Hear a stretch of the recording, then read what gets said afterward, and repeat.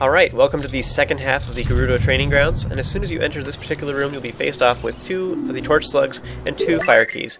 So I suggest you kill the fire keys first, and you can use the Megaton hammer to flip over the torch slugs.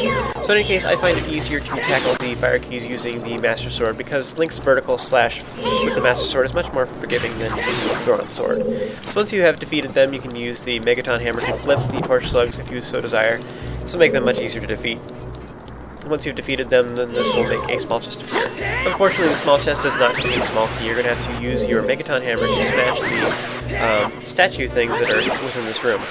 So, and you have to find out which one it is, but it's actually the one on the far side of the room, and I'm going to go smash it here in a second. Once you have done that, it will reveal that there is a switch underneath it, so step on it. This will make the flames in the center of the room disappear, so use the brief time you have to go open the small chest and get the small key.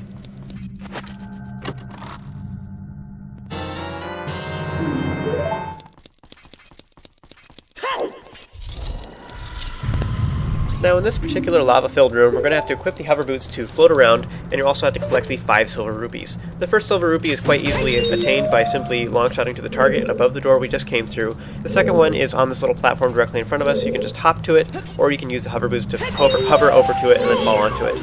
So now you want to equip the hover boots, and then you want to also use the Ocarina of Time. Head over to this platform here. You'll see that Navi flies over to this little area above the lava and turns green.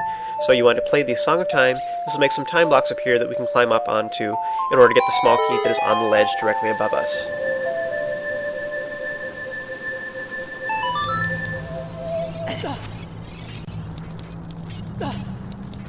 Now, as long as you're up here, you'll also see that there is a doorway through here that leads into this dark room that actually leads to the center room where we will get the dungeon item and unlock all the doors. But you actually don't want to go through this entrance because that particular route uses the most small keys. So here you want to not get one of the silver rupees. You want to gather the one right here, and then just leave one, and you'll see why in just a moment. You want to hover over here and quickly get this silver rupee before the fire returns on this platform. So quickly hover back, and then that fire will return. Now if you got that silver rupee last, what would happen is that fire would come back as you were staring at the doorway that just opened, and then you would fall into the lava because it would toss you off the platform, like so. So in any case, you want to head through the door that is now opened, and once you're in here, you want to play the Song of Time in order to remove the time blocks that are in here.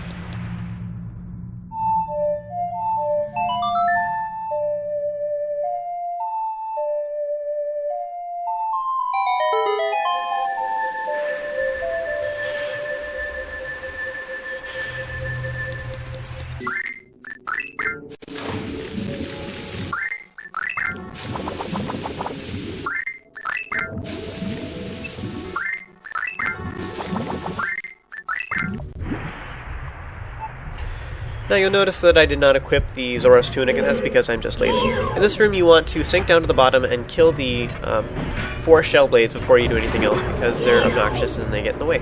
So kill them all, and then you're going to go grab the other silver rupees that are in this room. Now a lot of them you'll notice that they are kind of in midair, and the water in this room actually kind of spins around, and so it makes them awkward to grab by taking off the hover boot, or by taking off the iron boots. So what you want to do instead is you want to position yourself so that the rupees are in between you and the target, and then you want to long shot to the target, and you will get the silver rupees as you are traveling through the water. So it actually makes this, it's actually not that bad. This particular one over here, you get it as you're falling down, so in that way I got 2 of the silver rupees at once. There's one in the middle, so you want to just get it while avoiding the blade trap that is in here.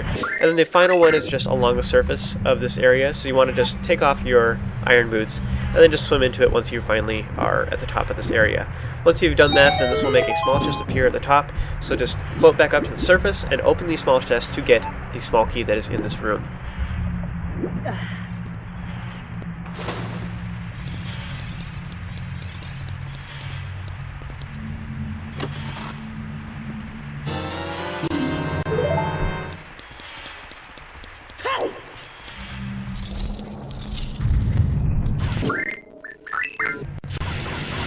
So that is all we are doing in this area, so you want to hover over to the door on your left here, and then just continue working your way clockwise going through the rooms. So once you get in this room, you have to defeat all of the enemies in this room within the time limit. So I suggest once again that you put on the Big Goron sword because you can kill them faster. Then you'll want to use bombs to kill the Beamos. I suggest killing the Beamos first because it's pretty instantaneous and easy.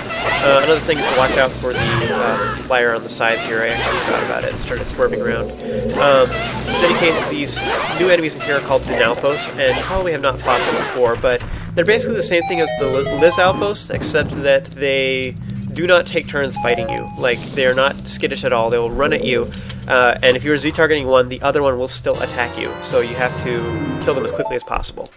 So once you have killed them all, a small chest will appear. Open it to get a small key, and then head back through the doorway. This will lead you back to the entrance room. We have now circled all the way through, and you should have 8 small keys at once. And then you're saying, what? I thought we had 9 small keys. So if you go through this doorway, this way actually only takes 7 small keys. So head through the door on your left, should have 7 small keys remaining. And now real quick, in this room is where we get the last small key. Use your lens of truth and look over off to the left side. You'll see that the grating goes up and there's a hidden hole through the ceiling right here. So long shot up to it or climb up if you would so desire, and then open the small chest. You'll see that this is that room that we saw through the other room earlier. Open the small chest to get the final small key.